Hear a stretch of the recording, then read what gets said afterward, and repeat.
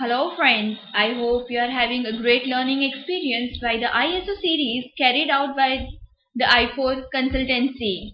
So as we promised you to deliver a great learning experience today, we are going to start with another important topic, that is clause number 15 of ISMS framework, that is supplier management.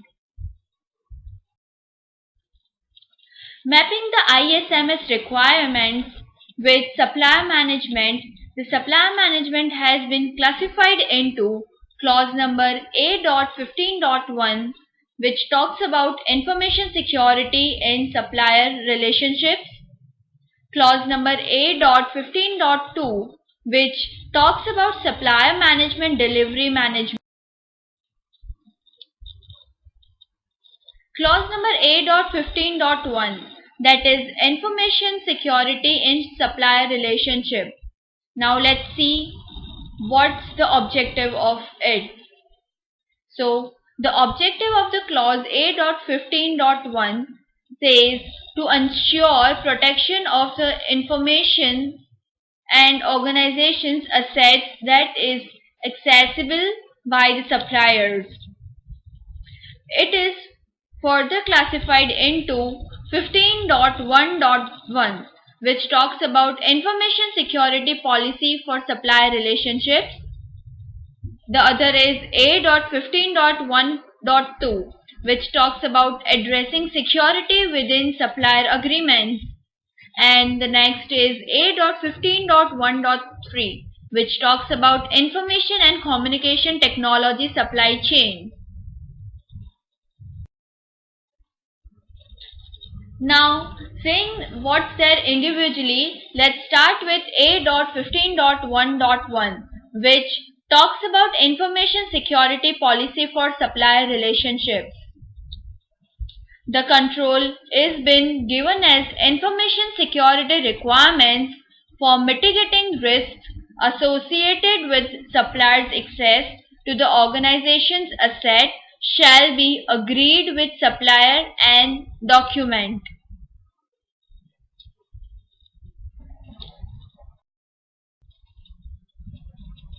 A.15.1.2, addressing security within supplier agreements.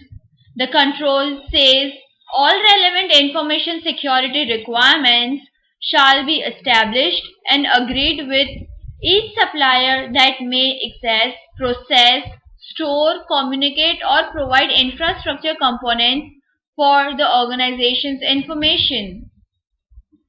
Further, it talks about definition of data ownership and disposition throughout the service life cycle. The next point is the organization's data classification requirement as it applies to the supplier. Definition of acceptable uses for the data handled by the supplier. It further talks about the processes and procedures for monitoring compliance with the contract's requirements. A right to audit the supplier or regular access to external assessments. The next is conflict and defect resolution. Last but not the least, required screening, training or other obligations of the supplier's staff.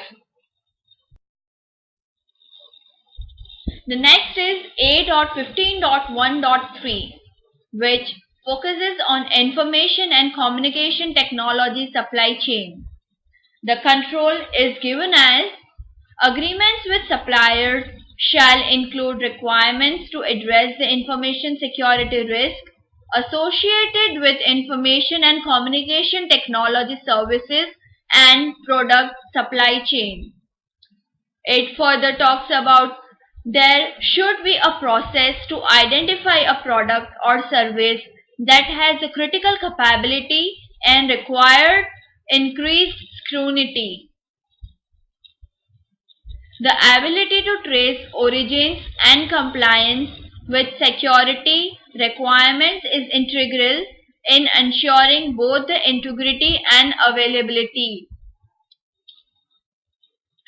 The organization should address the risk of a component or service becoming unavailable or no longer supported. Further, let's talk about clause number A.15.2, that is Supplier Service Delivery Management. The objective of this clause is given as to maintain an agreed level of information security and service delivery in line with supplier's agreement. This is further classified as A.15.2.1, that is monitoring and review supplier services, and A.15.2.2, that is managing changes to supplier services. Now, talking about monitoring and review supplier services, the control is given as organization shall regularly monitor, review and audit supplier services delivery. This can be done by conducting audits of supplier in conjunction with outside assessments, by required supplier to promptly notify regarding security incidents, provide regular audit trails and record of security events, and have a conflict resolution process in case any conflict arises that can be invoked if requirements are not met according to the control and the services agreed upon.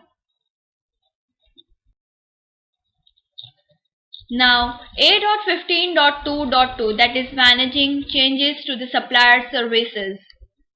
The control is given as changes to the provision of services by suppliers, including maintaining and improving existing information security policies, procedures and controls, shall be managed, taking into the account the criticality of the business information, systems and processes involved, and reassessment of risk. Now, the following items are reviewed, that is change of subcontractor, service enhancement, bug fixes, use of new technology, new development tools, enhanced security measures, and change of physical sites. For more details, you can visit our website, that is www.i4consultancy.com and i4technolab.com. The references used for the presentation is given as follows. Thank you. I hope you gained a lot of information regarding the supplier relationship and management. Thank you.